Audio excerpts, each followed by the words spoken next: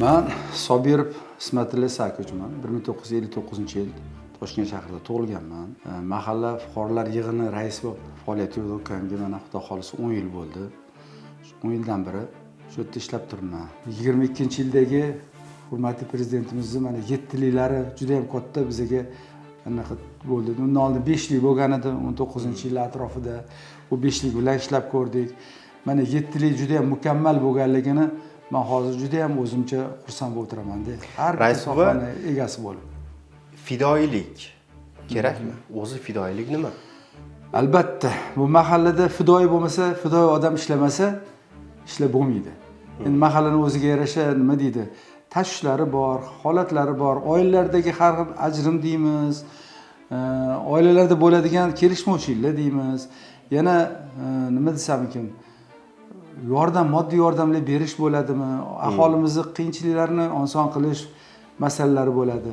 Ana shularda agar fidoyi inson bo'lmasa, menimcha ishlashga qiyin bo'ladi. Nimaga deganda, sizni kechqurun yarim kechasi ham bezovta qilishligi mumkin. Kunduz ertalab ham bezovta qilishligi mumkin. Ish vaqtingiz bir chegaralanmagan. Shu har doimki hali telefonlarimiz yoqib turib, nima holat bo'ladigan bo'lsa, shundan biz mahalla fidoyisi bo'lib xabardor bo'lishimiz kerak-da. Shu xabardor odamgina, ichiga kirgan odamgina men o'ylaymanki, fidoyi bo'lib ishlamasa bu mahallada juda qiyin. Bu boylik orttiraman, birorta qilaman degan u fikrdan juda ham yiroq bo'lish kerak. Adolat va adolatsizlik o'rtasida nima bor? Insonlar hamma narsaga chidashi mumkin. Qiyinchilikka chidashi mumkin. Birorta anaqa, lekin adolatsizlik bilan haqoratga chidamaydi. Eng adolatsizlik bo'lgan joyda hech qachon men o'ylaymanki, rivojlanish bo'lmaydi. O'sha joyda qanaqangidir bir kriminal holat darajasigacha olib kelib qo'yilishi mumkin. O'shani oldini olish maqsadida biz adolatni tiklash, adolatni yo'lga qo'yish uchun men o'zim bir prinsipim bor. Hukumatimiz chiqargan qarorlarimiz adolatli chiqyaptimi, shuni adolatli bajarishimiz kerak. Qonunlarda nimada ko'rsatilgan, qonun bo'yicha nima ishlar bajarishimiz kerak. Ana o'shalarni birinchi navbatda o'zim tushunib olgan holda, oxiriga yetgan holda lekin odamlarga tushuntirish yoki shu holatlar bo'yicha adolatni tiklash. Qonun nima demoqchi? Qonun bo'yicha nima yo'l tutishimiz kerak degan bir tushunchalar bilan ish prinsipini olib boraman-da.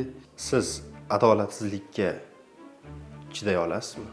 Endi adolatsizlik deganimizda endi menga nisbatan ham bo'lgan holatlari bo'lgan, lekin menga nisbatan bo'lgan chog'ida ham imkon darajasida to'g'ri qaror qabul qilib, agar menga nisbatan men noto'g'ri birorta vazifani qilgan bo'lsam, uni tan olaman.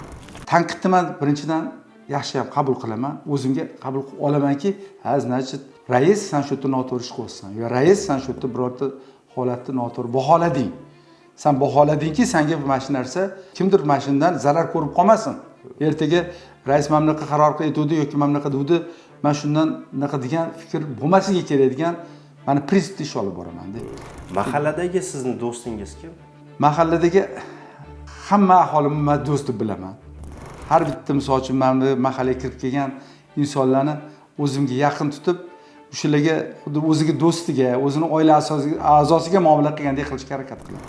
Siz o'z prinsiplaringizga har doim sodiq qolganmisiz yoki aksincha bo'lgan holatlari ham bo'lganmi?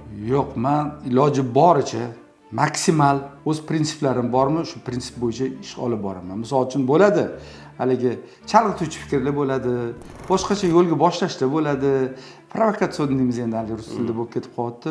Bir qacha yo'q, ularga imkon darajasida bitta yaxshiroq bir odatim bor, joyida o'shani yuziga yetgan holatda uni orqa varatdan yoki sen og'ayni yoki birorta palonchi siz mana shuni noto'g'ri gapirdingiz. Siz noto'g'ri aytyapsiz. Shu narsangiz bunaqa emasdi. Siz mana bunaqa degan mana shuni bir yaxshi bir o'zim sal ozgina yoqtiraman bir yoqdan shu odatimni. Shunda yuziga yeta qolaman. Bunaqa haligi aylantirib o'tirish, anaqa qilish bo'ladi endi holatiga qarab turib nima qilaman, lekin ko'proq o'zini bilan gaplashib, o'zi bilan hal qilishga harakat qilaman-da shunda. O'zga mamlakatlarda bo'layotgan turli hodisalar borda hozir ko'ryapmiz. Albatta, Allohim ish qilib yurtimizni asrasin. Hurmatli prezidentimizni oqilona siyosatlari, oqilona qilib borayotgan qarorlarini men har doim oqlaganman, ularni hurmat qilib hammasini ijrosini ta'minlashga harakat qilamiz. Biza aholi mahallalarimizda tinchlik, xotirjamlikni ta'minlab berishimiz kerak.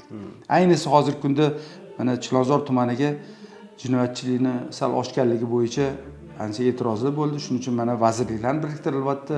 Ayniqsa Chilonzor tumanini jinoyatchilikdan xoli qilish masalalari bo'yicha ko'tarildi. Mana ichki ishlar vazirimizni biriktirib qo'yganliklari, bu yerda mana hozir bizga yordamchilarni ko'p kelishligi, ichki ishlar akademiyasini kursantlarini bizga biriktirilganligi, shu mahallalardagi holatlarni o'zgartirish, ayniqsa mana bizning Nobahor mahallamizda juda katta o'zgarishlar bo'ldi-da. Bu tinchlikni saqlash degan ma'noda aytmoqchimanki, jinoyatchilikni oldini olish bo'yicha degan ma'noda, ayniqsa o'zimiz mahallamiz misolida men sizga bir ozgina tushuncha beradigan bo'lsam, mana tashqi signallari deymiz, kameralarning o'rnatilishi, mana hozir Chilonzor metromiz bizga sal kirilmagan zonamiz hisoblanadi. Ayniqsa bu yerda kechki payt yoki erta vaqtli paytlarda ishga kelish holatlarida juda aholi ko'p. 3-4 ta rayonga tarqaladigan, 3-4 ta viloyatlardan keladigan bir qanaqangidir bu chorraha joyimizda bu.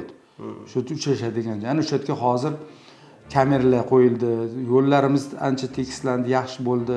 Undan tashqari yana hozir mana ichki ishlar akademiyasi, ichki ishlar vazirligidan biriktirilgan xodimlarimiz bor. Ana ular bilan yordamida, ular bilan birgalikda shu mahalla yettiligi, shu uchastka profilaktika nozirlarimiz hammaligi, ularning rahbarligi ostida audio ogohlantirishlarni qo'yildi. Mahallangizni 3 ta so'z bilan ifodalab bering-chi. Ahillik. Ikkinchidan yana o'ylayman, mahalla adolatlilik. Uchinchi martasida o'ylayman, insonlar o'rtasidagi munosabat. Munosabat deganimdaki, bu ko'p narsa yosh kattalarimizga bog'liq bo'lgan munosabat. Kattalarning yoshlar bo'lgan munosabatlari. Ana shu bizni eskidan ota-bobolarimizdan qolib ketgan yosh katta nuroniylarning hurmatini joyiga qo'yish. Asosan bir-biriga bo'lgan hurmat deb bilaman-da. Ahillik, adolat va munosabat. Munosabat, bir-biriga bo'lgan munosabat, mehribonchilik munosabatda ham yaxshilik, mehribonchilik munosabat. Rahmat kattakon. Vaqt ajratganingiz uchun. Sizlarga ham rahmat. Kelganingiz uchun vaqtingizni ajratib